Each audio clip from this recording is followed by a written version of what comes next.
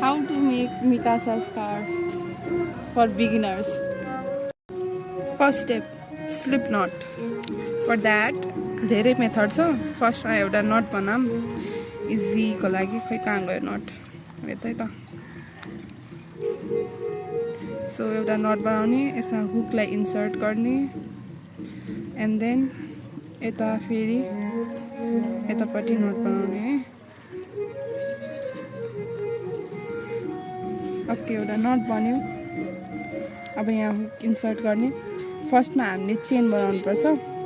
चेनको लागि चाहिँ यो जुन नट बनाएको यहाँनिर हुकलाई इन्सर्ट गर्ने एन्ड यतापट्टि जुन बल यानको बलसँग अट्याच्ड यान छ त्यसलाई चाहिँ आफ्नो इन्डेक्स फिङ्गरमा ऱ्याप गर्ने लेफ्ट साइडको होइन. अब यसरी लिने प्यारलली. अब यसलाई चाहिँ यो हुकलाई चाहिँ yarn over pull through, yarn over pull through, yarn over pull through, yarn over pull through, yarn over pull through गर्दै हामीले चाहिँ यो चेनलाई we have to make it as long as we want the scarf है. So like chain चाहिँ कति लामो बनाउने जति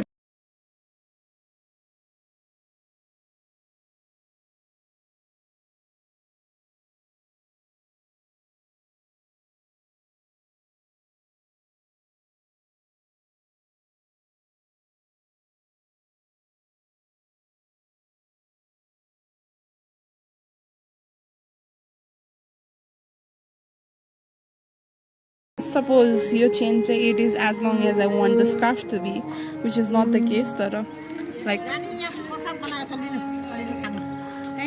thank you. suppose यति चेन मलाई बनाउनु छ, तपाईहरु यो भन्दा लामो नै बनाउनु होला. मैले चाहिँ अहिले मेरो बोयफ्रेन्डलाई देखाउनको लागि मात्रै यति बनाएँ है. सो अब चाहिँ हामी टर्न गर्ने. So that like this is the length. अब यता विड्थ बनाउँदै बनाउँदै जानको लागि चाहिँ we will use double half stitch. यसको लागि चाहिँ तपाईले अब यता यसरी wrap करने and you will yarn over, then you will skip one and put in the next. Okay, yeah, now yarn over, pull one and then यता तीनवटा यस्तो छ. यसबाट अब yarn over and pull all the three. Yay. Okay, so yarn over, we will repeat these steps. You skip one, next मा हाल्ने, yarn over, pull one. अब हामीसित फेरि तीनटा भयो अनि यता yarn over, pull all the three. I खै हटाउँदै यो देखेन मैले. जसलाई हामीले रिपिट गर्दै जाने हैन.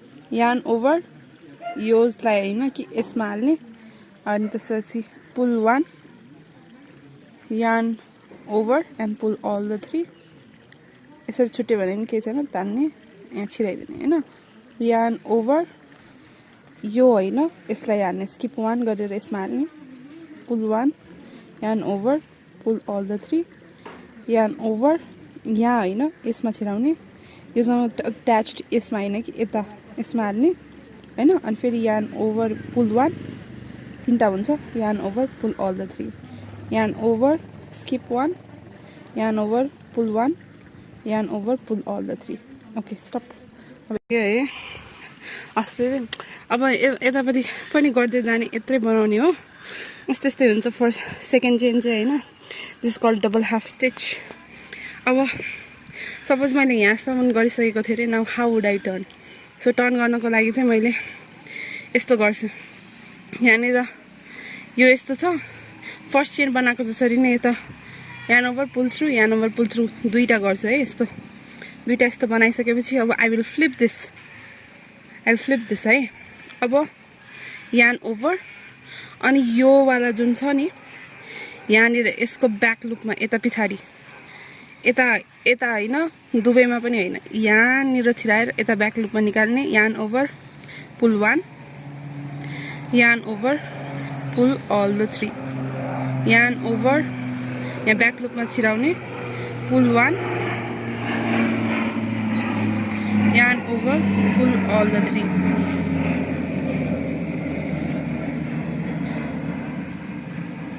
यार्न ओभर गरिसकेँ मैले। यहाँनिर ब्याक लुपमा छिराएँ। यो हाम्रो वर्किङ चाहिँ यस्तो माथिबाट हेर्ने है, यहाँबाट हेर्ने होइन। यार्न ओभर गरेर यसरी माथिबाट यहाँ ब्याक साइडमा छिराउने।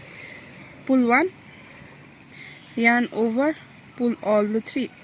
यार्न ओभर, ओभर भने यता तलबाट यो हुक चाहिँ यार्नको ओभरमा हुनु पर्यो क्या, यस्तो गर्ने होइन, यस्तो गर्ने हो गाइस। अब यहाँनिर ब्याक लुपमा छिराउने।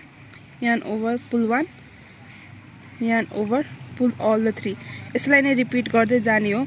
हामीले चाहिँ यो यता पछाडिपट्टि छिरायो भने चाहिँ हल्का डेप्थ बन्छ मिकासा स्कार्फ टाइपको। उता दुइटैमा यसरी छिरायो भने चाहिँ फेरि डेप्थ बन्दैन। एउटा बनाएर देखाउँछु है म। यस्तो गऱ्यो भने यहाँनिर यो अलिक माथि उठ्या, यो तल छ राइट।